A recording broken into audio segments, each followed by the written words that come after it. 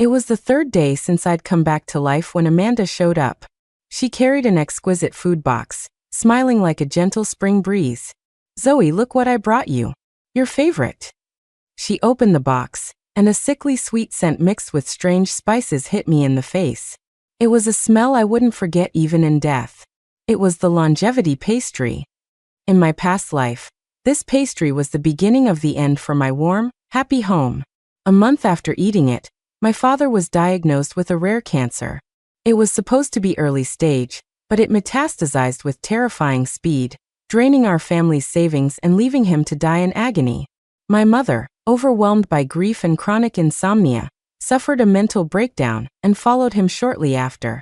I was left guarding an empty house, washing my face with tears every day. My health deteriorated rapidly, and I died of organ failure before I turned 30.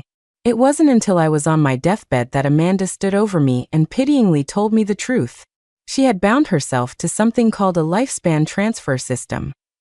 As long as she gave us items imbued with blessings, and we accepted them with genuine gratitude, our family's lifespan and luck would be continuously siphoned off to her sickly son, Lucas. "Zoe, don't blame me," she had said, stroking my withered hand, her tone gentle yet cruel. "I'd do anything for Lucas. Look how healthy he is now. He even got top grades in his class. It's all thanks to your family's blessings." It turned out my family's suffering was just fertilizer for her son's brilliant life. And I, the fool she'd tricked for a lifetime, had even gone to the temple to pray for her son when he was sick. "Zoe, come on, try it, try it." Amanda's voice pulled me back from the hellish memories. I looked at her gentle, harmless face, and my heart felt like it was being squeezed by an icy hand. The pain was suffocating. I couldn't expose myself yet. I took a deep breath, forced a grateful smile, and took the pastry wrapped in a death curse. "Amanda, you're so good to me. You always think of me." "Of course. Look at how close we are." She looked at me with satisfaction, placed the box on the table, and seemingly casually mentioned, "Hey, hasn't your dad's blood pressure been a bit high lately? This pastry uses several rare medicinal herbs. It's great for seniors. Make sure you have him eat a piece." See, her target was so clear. My dad was first on the list. Definitely, definitely. I nodded repeatedly, acting just as trusting as I had in my previous life. My dad will love it. As soon as I saw Amanda out, the smile on my face vanished instantly. I picked up the pastry. It felt like holding a red-hot iron brand. Throw it away? No, Amanda would just find an excuse to send something else. I looked out the window and saw an orange tabby cat lazily walking across the lawn. A thought struck me like lightning. I carefully broke the pastry into small pieces, put them on a clean plate, and carried it downstairs. I had proposed the establishment of the stray animal rescue station in our gated community. There were a dozen rescued cats and dogs there. I placed the pastry at the feeding station. Several stray cats immediately gathered around, sniffed, and began to eat in small bites. I stepped back, opened the video camera on my phone, and recorded the scene. In my sweetest voice I narrated, "Look at my bestie Amanda. She has such a big heart. She made these pastries by hand, and even the kitties love them. Don't worry, girl, I passed your love along." After recording the video, I sent it directly to Amanda. She replied quickly with a voice message. I tapped play. Her laugh sounded stiff. "Oh my God, Zoe, you're too much. Why did you feed it to the cats? That was for people." I typed back, "Animals are lives too. You have so much love to give. Sharing a little with them counts as building good karma. I'm sure they'll bless you and Lucas with health and safety." This time, she was silent for a long time before replying with a single word. "Yeah." I turned off my phone, looked at the plate licked clean by the cats, and a cold smile curled my lips. "Amanda, you like transferring luck, don't you? Let's see if your son can handle the blessings of a bunch of stray cats. In this life, I make the rules."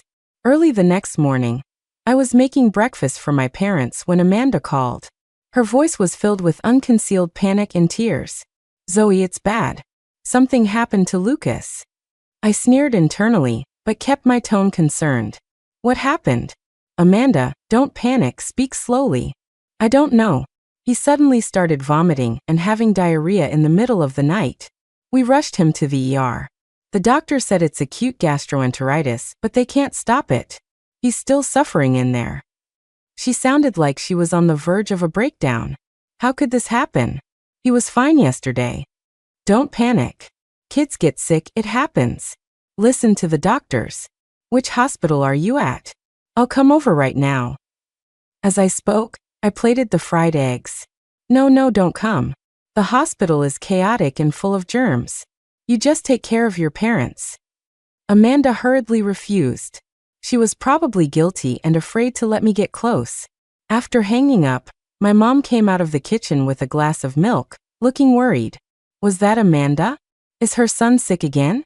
That poor child has been weak since he was born. I smiled. Mom, let's eat first.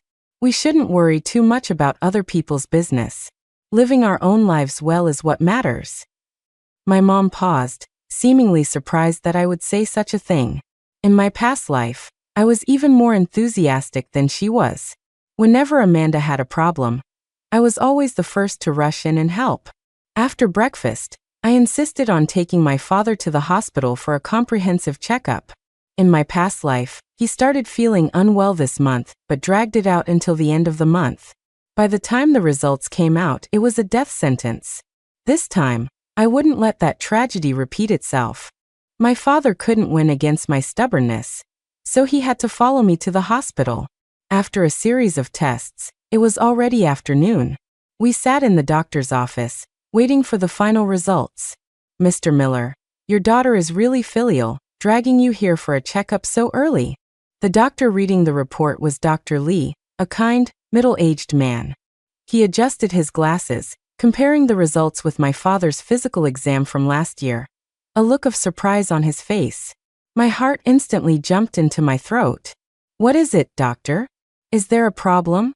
Dr. Lee shook his head, pointing at a few indicators on the report, clicking his tongue in wonder. Strange. This is really strange. In your physical last year, your PSA levels were elevated. Although still within the normal range, they were borderline and needed close observation. I even told you to check back regularly. But today, not only has the number not gone up, it's dropped to a very healthy level. He paused and added, also your blood pressure and cholesterol are both better than last year. Robert, have you been taking some miracle drug? Your body functions are like those of someone several years younger. My father looked pleasantly surprised. Really? I told you I've been feeling particularly comfortable lately. Full of energy. My suspended heart finally settled back into place. My eyes felt hot, and I almost shed tears. It worked. The system's backlash had begun. I supported my father as we walked out of the hospital.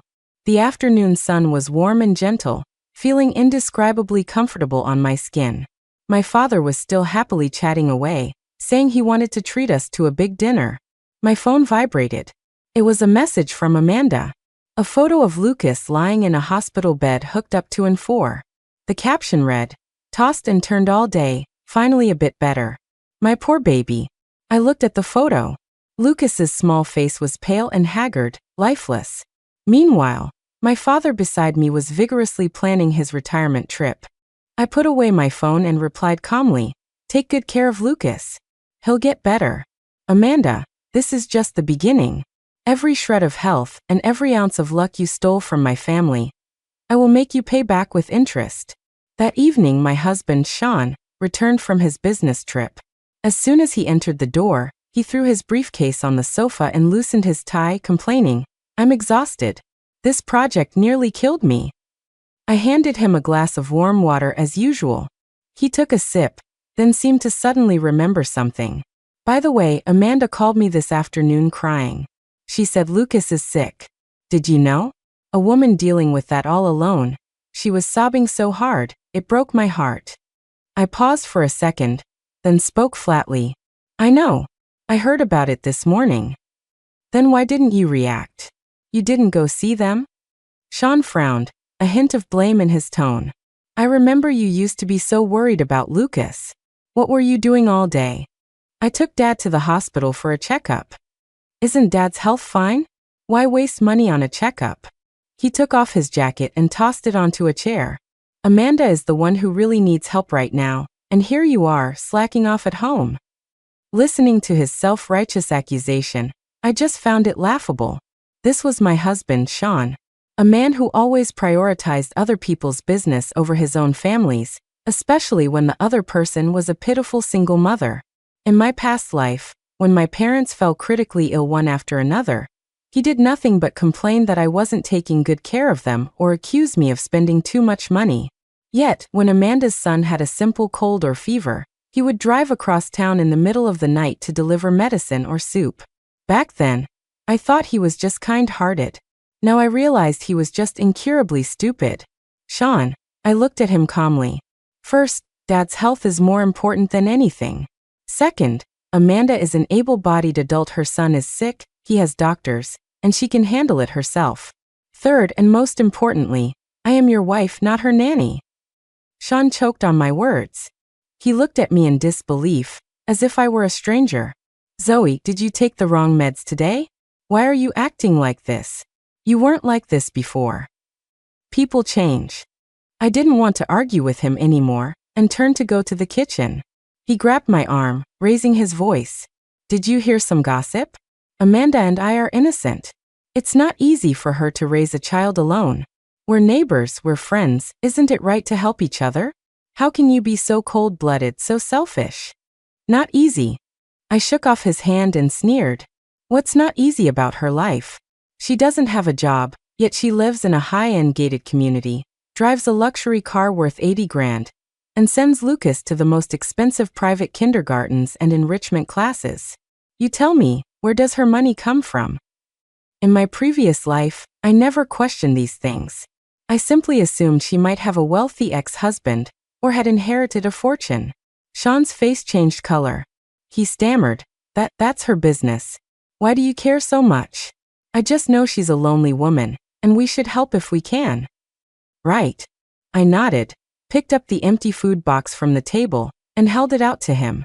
That's why when she sent over those pastries, I helped her feed them to the stray cats. Helping her build good karma. That counts as helping her, right? Sean looked at the empty box, his face turning red with anger. You're simply unreasonable. That was a gift from her heart. How could you waste it like that? A gift from her heart that required my dad to pay with his life. I stared dead into his eyes, asking word for word. What nonsense are you talking about? He jumped like a cat whose tail had been stepped on, instantly furious. I think you're sick. Is it your postpartum depression acting up again? You're imagining things all day. That phrase again.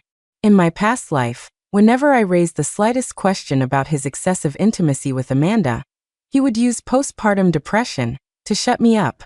I was tired. I didn't want to waste any more breath on him. Think whatever you want. I turned, walked into the bedroom, and closed the door. Outside, I could hear him cursing in frustration.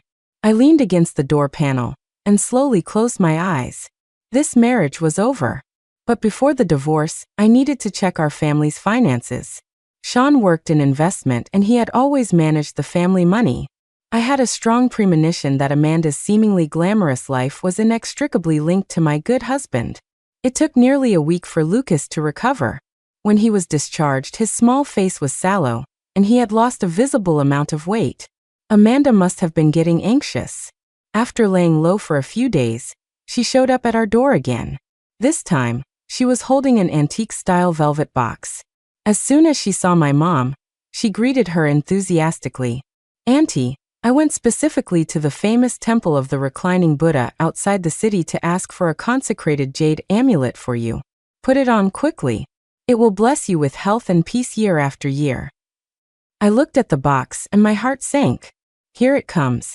In my past life, my mom put on this so-called amulet and immediately began suffering from insomnia every night. Her mind became hazy, but the hospital couldn't find anything wrong. The doctors just said it was menopause syndrome. But I knew it wasn't. My mom, flattered by Amanda's words, reached out to take it. Oh, Amanda, you're so thoughtful. You shouldn't have spent the money. Mom, I stepped forward, blocking my mother, and smiled at Amanda. Amanda, this is too expensive. We can't accept it. Oh, Zoe, don't be a stranger. The smile on Amanda's face didn't change, but there was a forceful assertiveness in it. I prayed for Auntie's safety. It's a gesture of love, not about money. If Auntie doesn't accept it, she's not giving me face. As she spoke, she opened the box. A jade safety buckle, emerald green with excellent translucency, lay quietly inside. It looked incredibly expensive. My mom was instantly attracted by the green hue. It's beautiful. As long as you like it, Auntie. Amanda smiled smugly, took out the amulet, and made a move to put it around my mom's neck. Wait! I stopped her again. A flash of impatience crossed Amanda's eyes, but she asked patiently, Zoe, what is it now? I got this consecrated by a grand master.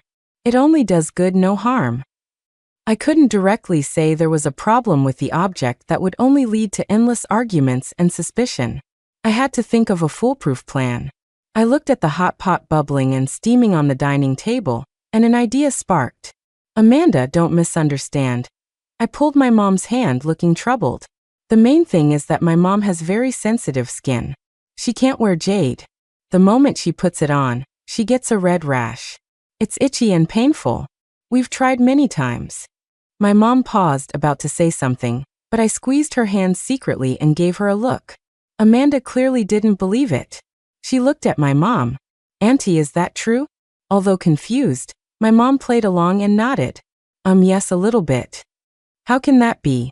Jade nourishes people. It's impossible to be allergic to it. Amanda frowned. Her goal today was clear. She had to make my mom wear this amulet. Maybe she has a unique constitution.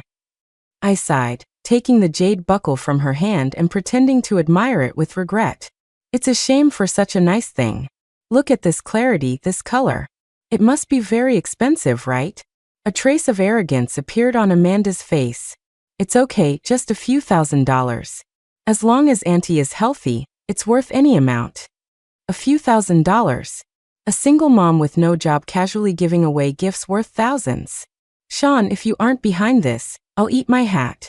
I sneered inwardly, but physically, I pretended to lose my grip. Oops. The emerald green jade buckle flew in a perfect parabola and dropped precisely into the boiling spicy beef tallow hot pot in the center of the table. With a soft sizzle, the red oil rolled over it, swallowing the green instantly. The living room fell into a dead silence. Amanda's face went white in a split second. Her eyes bulged, staring fixedly at the hot pot. Zoe, you. She was trembling with rage, unable to speak. I immediately put on a panicked act, apologizing and stomping my foot. I'm sorry, Amanda. My hand slipped. I really didn't mean to. What do we do? Fish it out quick. My dad hurriedly grabbed a slotted spoon and stirred around in the red oil for a while before fishing out the jade buckle. But the originally translucent green jade had turned dull and gray, covered in a spiderweb of fine cracks. It was ruined. What happened? My mom asked in surprise. I offered a perfectly timed explanation. I heard that real A-grade jade is very hard and won't be damaged by heat. Unless it's B-grade or C-grade jade that's been chemically treated. The structure is unstable, so its true form is revealed when it meets high temperatures. As soon as I said this, Amanda's face went from pale to beet red, then to iron gray. She had probably intended to use a cheap fake worth $50 to trade for decades of my mother's lifespan. But she hadn't expected me to expose it on the spot like this. She stared at the ruined jade, her lips quivering, but couldn't refute a single word. After all, she couldn't admit she had intentionally brought a fake to fool an elder. Finally, she gritted her teeth and squeezed out a sentence. It's fine. If it broke, it broke. It blocked a disaster. Auntie, I just remembered I have something to do. I'm leaving. With that, she rushed out of my house without looking back, fleeing like a dog with its tail between its legs. Watching the direction she disappeared, I slowly revealed a victorious smile. Amanda, your tricks don't work on me anymore. 2 consecutive failures damaged Amanda's reserve significantly. Not only did she fail to absorb any lifespan, but due to the backlash, her son Lucas's health deteriorated further, sending him to the hospital every few days. She finally realized I was no longer the fool she could manipulate at will. She began to act cautiously. She stopped giving gifts openly and switched tactics. She started frequently asking me out for shopping or afternoon tea, probing me with every sentence. Zoe, have you been in a bad mood lately? I noticed you don't smile much. In the cafe, she stirred her latte, looking at me with concern. I leaned back on the sofa and said lazily, "No, I'm good. I just feel like, well, living for others used to be so exhausting. I've figured it out now. To live, you have to love yourself first." Her hand paused, and she forced a smile. "It's good that you figured it out. But we're best friends. If you have anything going on, don't hide it from me." Looking at her bloodshot eyes and the anxiety she couldn't hide, I decided to take the initiative. "Mandy." I put down my coffee cup, leaned forward, and lowered my voice. "To be honest, I did encounter something weird recently." Her eyes lit up instantly, and she leaned closer involuntarily. "What kind of weird thing?" "I had a dream a few days ago," I said mysteriously. "I dreamt of an old man with a white beard. He said someone put a curse on our family to transfer our good luck to someone else.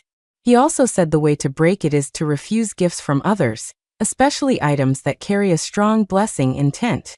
Otherwise, we'll fall into the trap." As I spoke, I stared intently at Amanda's face. I watched the color drain from her complexion at a visible speed, her hand holding the coffee cup beginning to tremble slightly. What nonsense are you talking about? What era is this? You believe in that stuff?" She laughed dryly, her eyes darting around. "I didn't believe it either. But ever since I stopped accepting your gifts, my dad's health has improved, while Lucas—" I didn't finish the sentence, just looking at her meaningfully. "Lucas getting sick is because he has a weak constitution. What does that have to do with you?" Her voice suddenly became sharp, like a cat whose tail had been stepped on. "Is that so?" I smiled slightly and doubled down. "That old man also said this kind of curse is very domineering. It only works if the recipient accepts and appreciates it from the bottom of their heart. Also, the higher the value of the gift in the recipient's heart, the more luck gets transferred." What exactly are you trying to say?" Amanda's lips were completely bloodless. She looked at me with terror and disbelief. She probably never dreamed I would know so much. She wouldn't suspect I had been reborn. She would only think I had truly met some high-level mystic. I wanted her to think exactly that. I leaned back into the sofa, picked up my coffee, took a slow sip, and then said slowly, "I don't want to say anything. I just think it's better if we give fewer gifts in the future, to avoid hurting our friendship. After all, everyone earns their luck through hard work. Why should we give it away for free? Don't you agree, Mandy?" I whispered that last sentence almost right against her ear. I saw the hair on her arms stand up. She stood up abruptly, knocking over the coffee cup on the table. The hot liquid spilled all over her, but she didn't seem to feel it. She stumbled backward, looking at me like I was a demon. I have things to do. I'm leaving." She dropped the words and fled in a panic. Watching her wretched figure retreat, the smile on my lips deepened. "Amanda, I know the core secret of your system now.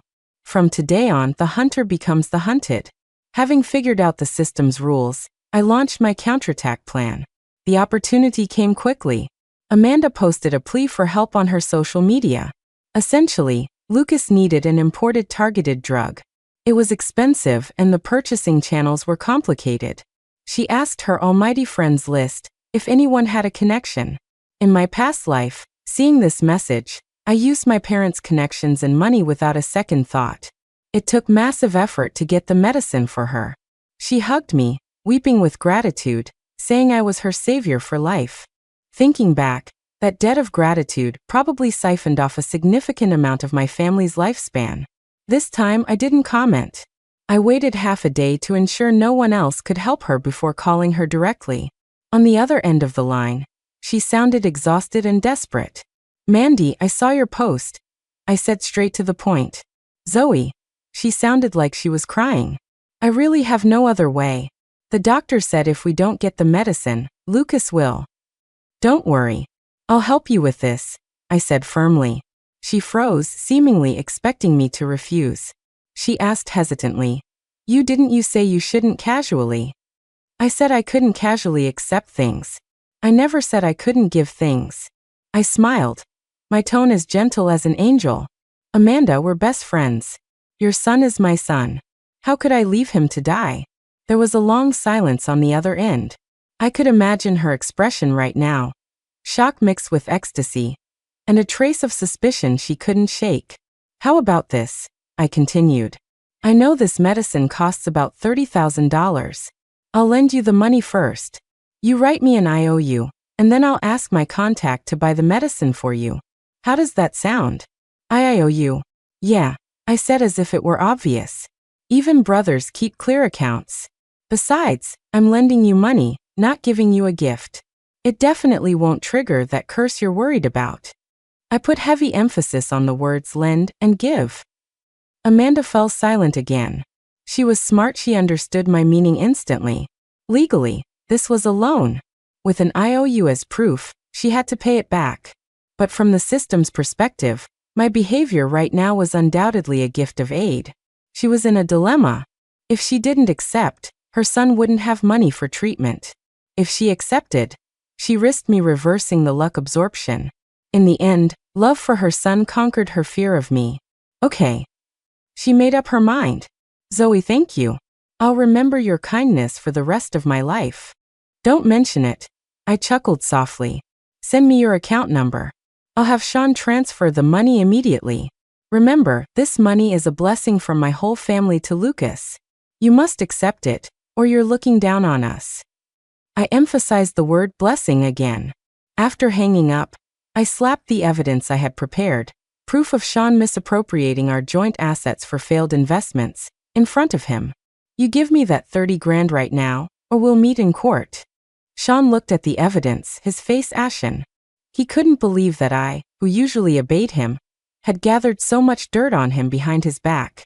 Eventually, he unwillingly transferred the $30,000 to Amanda's card. As soon as the money arrived, Amanda sent me a photo of the signed IOU. I looked at the IOU and smiled with satisfaction. Amanda, the game has just begun. The most wonderful things started happening the very next day. First, it was Sean. He came home dejected but told me that the project he'd been stuck in for nearly a year had miraculously unraveled today. Not only did he not lose money, but he made a small profit. He couldn't figure it out and called it dumb luck. Then it was me. My mom dragged me to the mall, filled out a raffle ticket on a whim, and won the grand prize, a family sedan worth $40,000. Even my dad, playing chess in the neighborhood, won 7 or 8 games in a row, crushing his old rival completely. He was incredibly smug about it. My family seemed to be shrouded in an invisible cloud of good fortune. On Amanda's side, however, the situation was the exact opposite. My contact was reliable, and the medicine was purchased quickly. But the day after Lucas took it, he had a severe allergic reaction. Rashes covered his body, his fever wouldn't break, and he was sent back to the ER. The doctor found that Lucas had an extremely rare allergic constitution and was intolerant to a specific component in that targeted drug. The $30,000 of medicine was money down the drain. Amanda cried on the phone until she couldn't breathe, saying she must have had 8 lifetimes of bad luck to be hit with everything at once. While I comforted her with gentle words, I clearly felt an invisible force flowing from her and her son to my family. I finally understood this lifespan transfer system. It transferred not just lifespan in the narrow sense, but something more mystical, karma, or chi. Health, wealth, opportunities, even trivial little joys fell under the category of karma. It followed a weird law of conservation. If one side gained, the other must lose. And this rule was bidirectional. When I gave her a blessing, I didn't lose my own luck. Instead, I acted like an energy converter, absorbing the luck from her and her son, and converting it into good fortune for my family. The more sincere my gift, and the more grateful she was in accepting it, the higher the conversion efficiency. Thinking this through, everything became clear. I had found the true way to play this system. Amanda, you like playing this game? Fine, I'll play with you until the end. I will make you willingly pay back everything you stole from my family doubled. Looking at that $30,000 IOU, a bolder plan slowly formed in my mind. Amanda was completely panicked. Her son's illness hadn't improved. Instead, due to the drug allergy, his constitution had become even weaker. Meanwhile, my family was visibly flourishing with good luck. She finally realized she had turned from hunter to prey. To reverse the situation, she began a nearly frantic gifting offensive.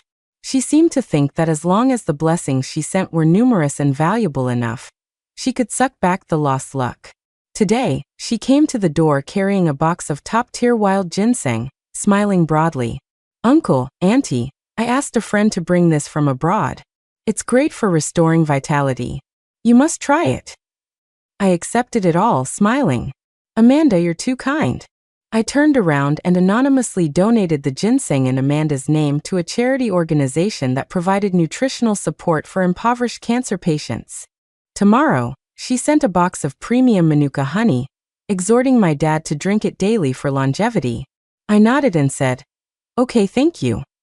Then I sent the honey, again in Amanda's name, to the solitary elderly people in the community, attaching a card, wishing the grandpas and grandmas good health and a long life.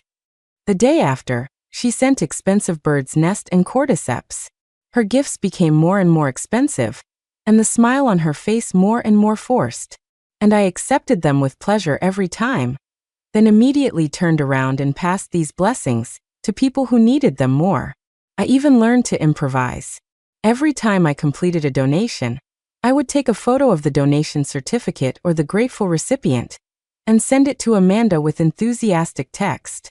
"Mandy, the Bodhisattva sees your kindness. Grandma Zhang at the hospice hospital told me to thank you. She said it was the best honey she's ever tasted. Mandy, look how happy the kids are. The director of the welfare home said thanks to the nutritional supplements you donated, a big problem was solved. You are a living saint." Amanda could only reply with an awkward smiley face each time. I could imagine how twisted her face looked when she saw these messages. She sent out poison meant to steal lifespan, but I turned that poison into merit for her, broadcasting good karma to the world. She was riding a tiger and couldn't get off. Stopping the gifts meant admitting defeat. Continuing meant her blessings flowed continuously through me to all directions. She probably would never figure out why the system judged it this way. But I understood. Because every time I re-gifted, I genuinely hoped those suffering people would get help. My intention to bless was sincere and pure, far more powerful than her filthy intention to steal. After a month, Amanda's savings were depleted at an alarming rate, and she looked haggard. My family, however, because of the hidden merit I accumulated for her, had reached a peak of good fortune. My parents were healthier than ever, Sean got promoted, and even the few stocks I bought casually hit their daily limit repeatedly. Looking at the growing numbers in my bank account and Amanda's increasingly gray face, I had only one thought: not enough. Compared to the blood debt of 3 lives in my past existence, this price was far from enough. Amanda's financial situation finally flashed red. Her luxury car was quietly sold and replaced with a cheap compact. Her designer bags and clothes disappeared. What broke her even more was that not only did Lucas not get better, but he developed new complications requiring a huge sum for treatment. She finally couldn't hold on and sought out Sean late one night. They met in the garden downstairs. I could see them clearly from my bedroom window. Amanda was weeping like a pear blossom bathed in rain, trembling all over. And my good husband Sean was handing her tissues with a pained expression, gently patting her back to comfort her. The sight was as piercing as a needle in my eye. I couldn't hear what they were saying, but I didn't need to guess. Amanda must be crying to him, asking for help, and casually throwing some dirt on me while she was at it. Sure enough, half an hour later, Sean came home with a dark face. He slammed his keys onto the console table as soon as he entered and shouted at me, "Zoe Miller, what exactly are you trying to do? Will you only be satisfied when you've driven Amanda to her death?" I was sitting on the sofa with a face mask on. I didn't even bother to lift my eyelids. She chose to throw her money into the water. What does that have to do with me? Into the water? Sean's voice grew louder. Who was it for? It was to give gifts to our parents, to please you. And you? You took everything she gave and gave it away to strangers, and now you're making sarcastic remarks. How did I not notice before that your heart is so vicious, so mean? Vicious? I slowly peeled off the mask, stood up, and looked him in the eye. Sean, get this straight. She brought those things willingly. I didn't hold a knife to her neck. As for how I dispose of them, that's my freedom. Your freedom? Have you thought about her situation? He was red with anger. She's a single mom. Now her savings are gone, and her son is lying in the hospital waiting for life-saving money. Do you have no sympathy at all? Sympathy? I laughed, tears almost forming in my eyes. Then tell me, where did a jobless single mother get the money to buy cars, houses, and expensive gifts? Was the down payment on her apartment secretly paid by you using our joint savings? Sean's pupils constricted violently. The anger on his face instantly turned into panic and guilt. You, what nonsense are you talking about? Nonsense.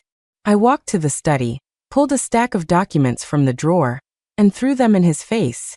These are our bank statements for the last 3 years. There are dozens of transfers totaling over $70,000, all flowing to an account named Yuan. And this Yuan is your college classmate and Amanda's older sister, right? I looked at his pale face and continued. Did you think you were seamless? Did you think I was still the fool who knew nothing? Sean, not only did you use our money to support another woman and her child, but now you turn around and accuse me of being vicious. Do you have the right? Every sentence was like a slap, hitting him hard across the face. He was completely stunned, his lips trembling, unable to say a word. Looking at his pathetic appearance, the last bit of affection I had for him vanished into thin air. Sean, I announced calmly, let's get a divorce. He snapped his head up, eyes full of fear. No, Zoe, I was wrong, listen to me. I don't want to listen. I interrupted him. The moment you chose to stand with Amanda and accuse me, we were done. He was probably afraid I would take his assets. Desperate, he shouted incoherently. I won't agree. Zoe, don't push me. If you treat Amanda like this again, don't blame me if I. Don't blame you for what? I looked at him coldly. Are you going to hit me for her? Just then my phone rang. It was Amanda. I pressed speakerphone right in front of Sean. On the other end, Amanda's voice came through, tearful but filled with a strange, eerie triumph. Zoe, Sean told me everything. I'm sorry, it's all my fault. I made you misunderstand. Please don't fight with him, and definitely don't talk about divorce. We have so many years of friendship. We can't let it end because of me. Her pick-me act completely ignited the last shred of my rationality. I spoke into the phone, articulating every word clearly. Amanda, stop acting. Isn't this exactly the result you wanted? Now I'll give it to you. Just wait. I will make you and that cheater roll out of my life together. The showdown with Sean and that ill-timed phone call pushed Amanda completely into a corner. She knew she couldn't rely on Sean as a pawn for the time being, and I had become her greatest enemy. Her son's condition in the hospital was deteriorating. The doctors had even issued a critical condition notice. All roads were blocked. She had only one final gamble left. She had to give a gift that I couldn't refuse, couldn't re-gift, and was worth a fortune, to suck back everything she had lost in one go. She disappeared for 3 days. 3 days later, she appeared at my door again. She looked like a different person, haggard, aged, but a fire of desperate madness burned in her eyes. She didn't look at me. Instead, she walked straight to my parents and dropped to her knees with a thud. Uncle, Auntie, I've wronged you, and I've wronged Zoe. Tears streamed down her face as she knocked her forehead heavily against the floor. I did some wrong things before, and made Zoe angry. I know nothing I say can make up for it. I just want to do one last thing for you. My parents were startled by her behavior, and hurried to help her up. I watched coldly, not moving. I knew her big move was coming. Amanda took a document out of her bag, and handed it to my dad with trembling hands. Uncle, next month is your 60th birthday. I pooled all my remaining savings, plus some money from my sister, and bought a jade Buddha. I want to donate this jade Buddha to the city's largest Kaiyuan monastery in your name at your birthday banquet, to pray for your longevity, and to witness the friendship between our two families.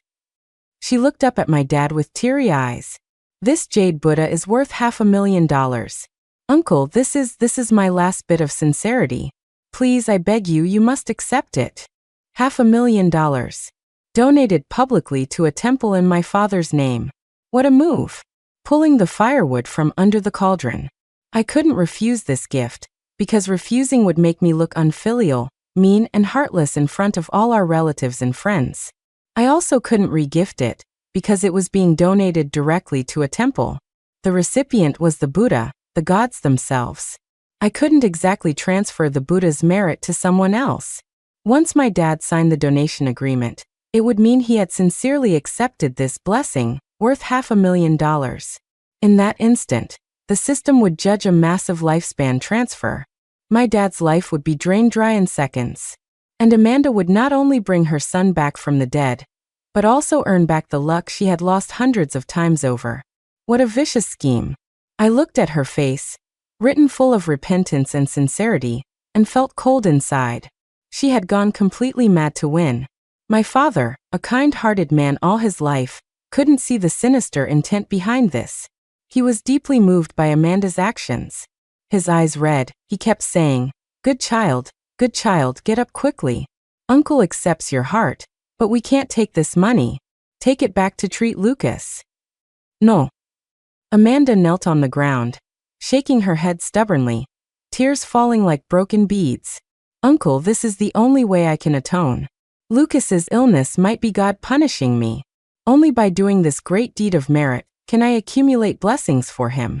If you don't agree, you're killing me. Her words were so emotional that my parents were completely swayed. Even Sean, who had been hiding in his room, came out. With a moved expression, he urged me, Zoe, look at Amanda. Just forgive her. This is a good deed to build karma for Dad. Just nod. Everyone stood on Amanda's side. They used morality, family affection, and public opinion to surround me. In that moment, I felt like I was back in my previous life. That suffocating feeling of being isolated and unable to defend myself drowned me again. I looked into Amanda's eyes. Deep in her gaze hid a trace of imperceptible, triumphant sneering. She figured I had no way out. She thought she had won. I was silent for a long time, long enough for the air in the living room to solidify. Then I slowly nodded. Okay. I said just one word. A light of ecstatic joy burst into Amanda's eyes, though she quickly masked it with a sad expression. My parents and Sean all breathed a sigh of relief. I looked at them and calmly stated my conditions. Since it's a great deed to pray for my dad, it shouldn't be done hastily. I turned to Amanda, smiling. Let's hold the donation ceremony at my dad's 60th birthday banquet. I'll send invitations to all our friends and family. We should also invite reporters from the TV station to publicize Ms. Amanda's kindness properly. I want the whole city to see that I, Zoe Miller, have such a deeply affectionate best friend. My words made Amanda's expression stiffen. She probably hadn't expected me to actively ask to make a huge scene. But on second thought, the bigger the scene, the more people present, the less room I had to back out. It was a public execution for me, but the grandest stage for her. Okay, she gritted her teeth and agreed. Whatever you say. Great, it's settled then. I picked up the donation intent form from the table and handed it back to her. See you at the banquet. She took the document, stumbled to her feet, and flashed a victor's smile at me. I returned it with an equally brilliant smile. Amanda, you've prepared a grand funeral for yourself. I'm very happy to personally open the curtains for you. Father's 60th birthday was booked at the city's most luxurious hotel. I sent out over 100 invitations. Almost every relative and friend remotely connected to us came. I also used some connections to invite reporters from the local TV lifestyle channel to cover this touching charity donation ceremony. The banquet hall was buzzing with voices and clinking glasses. My father, wearing a brand new suit, accepted everyone's blessings with a glowing face. Sean, acting like a dutiful husband, bustled around me greeting guests, a fake smile plastered on his face. Only I knew the murderous intent hidden behind this liveliness. At 8 p.m., the auspicious time had arrived. The MC walked onto the stage and announced in a passionate voice, "Next, we will proceed to the most exciting and touching part of this banquet. Please welcome the birthday star, Mr. Robert Miller, and his close friend, the philanthropist Ms. Amanda." Amidst thunderous applause, my dad and Amanda walked onto the stage side by side. Amanda had dressed carefully today. She wore a simple, elegant white dress and exquisite light makeup, looking pitiful and holy as an angel. Two hostesses brought the $500,000 jade Buddha onto the stage on a red velvet tray, carved from a single block of top-grade white jade, crystal clear and solemn. Its reveal drew gasps of amazement from the audience. Amanda took the microphone, her voice choked with emotion, eyes filled with tears. She began a deeply moving speech, talking about the profound friendship between her and my father, how he was like a father to her, how our families helped each other over the years, and how she walked out of the low points in her life under the Miller family's care. So today, I am willing to give everything to offer this blessing to Uncle Robert. She looked at my dad affectionately. This jade Buddha will be donated to Kayuan Monastery in Mr. Robert Miller's personal name. May the Buddha's light shine down, blessing Uncle with health, longevity, and peace. The applause below was thunderous. Countless relatives and friends looked at my dad with envy and admiration. Robert, that goddaughter of yours is worth it. Yeah, you don't find young people with such deep loyalty anymore. Even the TV reporters had their cameras trained on Amanda's kind face, clicking their shutters frantically. The abbot of Kayuan Monastery had also been invited. He pressed his palms together and bowed slightly to Amanda. Donor Amanda has boundless merit. Saying this, he handed a pre-prepared donation certificate to my father. Donor Miller, please sign. From this moment on, your benevolent act will be forever recorded in our temple's book of merit. My dad was so excited his hands were shaking. He picked up the pen about to sign his name. The corners of Amanda's mouth were already starting to curl up uncontrollably. Her eyes stared fixedly at the tip of my dad's pen, filled with unconcealed greed and hunger. Success or failure hung on this single action. As long as this signature went down, she would instantly turn the tables. And my father would drain his life force in front of everyone, collapsing on this stage prepared specifically for him. The whole world seemed to go quiet, leaving only the sound of my own heart beating violently. Now, wait a minute. A clear voice cut through the solemn and touching atmosphere. I pushed Sean aside and walked onto the stage, step by step. Everyone's eyes focused on me instantly. Confusion, puzzlement, surprise. Zoe, what are you doing? Get down. My dad frowned, scolding me in a low voice. Amanda's face darkened instantly, a flash of panic crossing her eyes. Zoe. I ignored them. Instead, I took another microphone from the MC, faced all the guests below, and smiled slightly. Distinguished guests, dear friends and family, hello. Today is a great day for my father's 60th birthday, and also a day to witness the selfless kindness of my best friend, Ms. Amanda. As a daughter, I am truly too moved. I turned to Amanda, my smile becoming even brighter. Mandy, this gift is simply too heavy. So heavy that our family cannot bear it. The audience broke into an uproar. Amanda's face had turned pale. Zoe, what do you mean? I stopped smiling, my eyes suddenly becoming sharp. What you are giving is not a blessing at all, but a death warrant. I took out my phone and connected it to the projector I had set up earlier. The next second, surveillance footage from my living room appeared on the big screen behind the stage. The picture showed the conversation between Amanda and me in the coffee shop. This kind of curse is very domineering. It only works if the recipient accepts and appreciates it from the bottom of their heart. Also, the higher the value of the gift in the recipient's heart, the more luck gets transferred. My voice, amplified by the microphone, echoed clearly in every corner of the banquet hall. Immediately after, photos began to play on the screen. Expensive wild ginseng being delivered to cancer patients, 1,000-year-old herbs warming the winter of lonely elderly people. Every poison she sent had turned into tangible merit. The entire venue was deathly silent. Everyone was speechless, stunned by this shocking reversal. Sean collapsed in his chair, his face ashen. My parents looked at the screen, their faces written with shock and pain. And Amanda stood frozen like a statue struck by lightning, trembling like a sieve. No, it's not, she muttered to herself. It's not like that. I walked up to her, looking down at her, my voice cold as a knife. Amanda, you use a system to suck the lifespan and luck of my family to feed your sickly son. Did you think I really didn't know? Did you think this final gamble would let you turn the tables? You were wrong. I took the donation certificate and pen from my father's hand and announced loudly in front of everyone. Our family acknowledges Ms. Amanda's merit. But this blessing worth $500,000 is too heavy. Therefore, I have decided to transfer this merit, entirely in Ms. Amanda's name, to the National Stray Animal Rescue Fund. With that, I signed the name Amanda in the donor's spot with a flourish. The moment I lifted the pen, the phone in Amanda's pocket let out a piercing ring.